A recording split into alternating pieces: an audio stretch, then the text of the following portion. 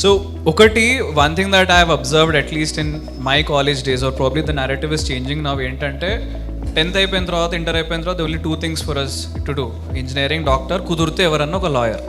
But you back in that ఎరా you picked microbiology.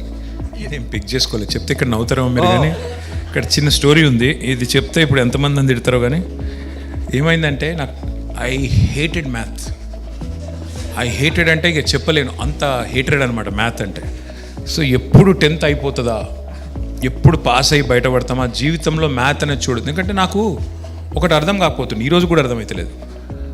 వాళ్ళు నేర్పిన ఆ కాస్ తీటాలు, సైన్ తీటాలు నిజంగా ఎవరికి అవసరం పడ్డాయి?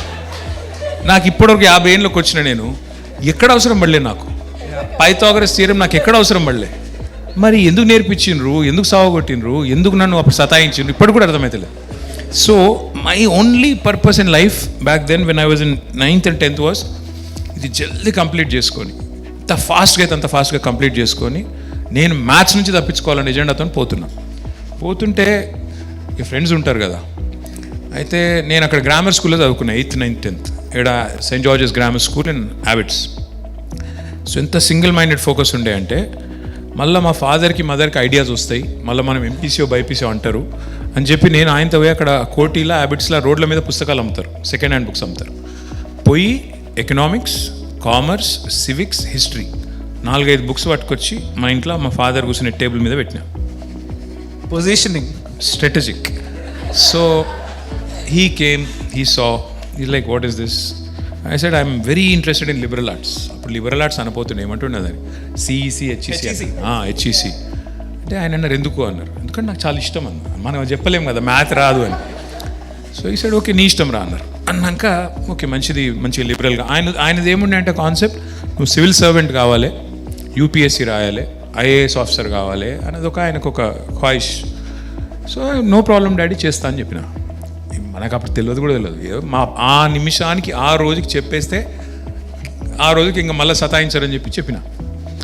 తమాషా ఏమైందంటే ఈ లోపల ఇక్కడ అప్లై చేసిన ఒక 4-5 కాలేజీలలో మా ఫ్రెండ్స్ అందరు అప్లై చేస్తుండే. ఇక్కడ సంజీవ్ రెడ్డి నగర్లో ఉంటుండే అప్పుడు కాలేజీలని, దాని పేరేంది, సిద్ధార్థ అని ఒకటి ఉంటుండే, గౌతమి అని ఒకటి ఉంటుండే, రకరకాలు ఉంటుండే. ఇప్పుడు పోయినాయో కానీ. సో వచ్చినాయి, అందులో సీట్లు వచ్చినాయి. 10th మార్కులు డీసెంట్గా వచ్చినాయి, అందులో సీట్ వచ్చింది. పోయి జాయిన్ అయిటోనే. ఈ లోపల నాకు ఒక ఫ్రెండ్ ఉన్నాడు, యూజ్లెస్ ఫెలో. వాడు కళ్యాణ్ అని, ఇప్పుడు మొత్తం పేరు చెప్తే బాగుండదు కానీ వాడి పేరు కళ్యాణ్. వాడు విజ్ఞాన్ కాలేజ్లో పోయి జాయిన్ అయ్యింది. వాడు జాయిన్ అయ్యి వానికి ఏదో ఆస్తమానం, వీడు కాదు ఇలా లేడు వాడు, ఆస్తమానం కీస్తమానం ఏదో ఉండే వానికి. సో వాడు వచ్చిండు. నేను అప్పటికి ఇక్కడ ఇంకా జాయిన్ అయ్యి నేను కూడా ఫీజు కట్టినా, ఇంకా కాలేజ్ పోలే. వాడు వచ్చినాక వాడు ఏదో బిల్డప్ ఇచ్చిండు నాకు. అరే ఇక్కడ ఏముంటావు రా, అంత మంచిగా ఉంది, హాస్టల్ ఉంది, అంత ఫన్ ఉంది, అట్లా ఇట్లా అన్నాడు. నేను అనవసరంగా టెంప్ట్ అయ్యి నేను అవునారు అంత బాగుంది అంటే చాలా బాగుంది, it will be lot of fun, మంచి all boys we can go out, ఇది అది 15 రోజులకు ఒకసారి, 15 రోజులు అనలేవాడు, వారం రోజులకు ఒకసారి సినిమాలు చూడొచ్చు, ఆ టైప్లో స్టోరీ చెప్పిండు. సరే బాగానే ఉంది ఇదేదో అని చెప్పి నేనేం చేసిన పిచ్చోని లెక్క మా ఫాదర్ దగ్గర పోయి, ఎందుకంటే అప్పటికి ఆ ఎంట్రన్స్ టెస్ట్ ఏదో ఉండేదానికి, అది అయిపోతే నేను మా ఫాదర్ దగ్గర పోయి, డాడీ నేను గుంటూరులో అక్కడ చదువుకుంటా, మా ఫ్రెండ్స్ ఉన్నారు, నేను అడుగుతా అంటే, అరే ఇక్కడెక్కడ జాయిన్ అయినావు కదరా అన్నారు. అంటే లే ఆడబోతా అన్నాను. సరే అని పాప ఆయన ఏం చేసినారు, ఆయనకి ఎవరు ఫ్రెండ్స్ ఉంటే వాళ్ళని వీళ్ళని పట్టుకొని ఈ got me the seat and then he came to drop me all the way to Guntur. He drove me like 300 kilometers. పోయినాం, ఇది హైలైట్.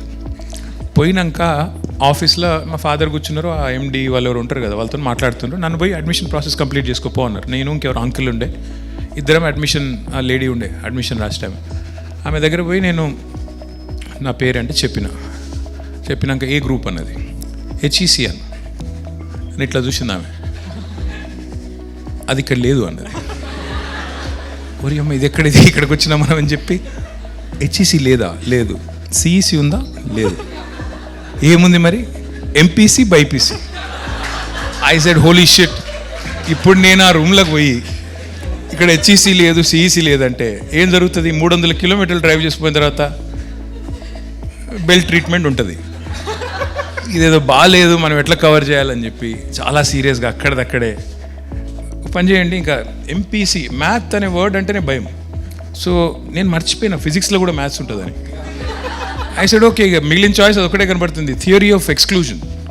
దీన్ని ఎక్స్క్లూడ్ చేస్తే ఒకటే మిగిలింది ఆడ. So BiPC. సో నువ్వు మైక్రోబయాలజీ అన్నో చూడు, నువ్వు నేనేదో ప్లాన్ చేసి తీసుకోలే, అట్లా అయిపోయింది.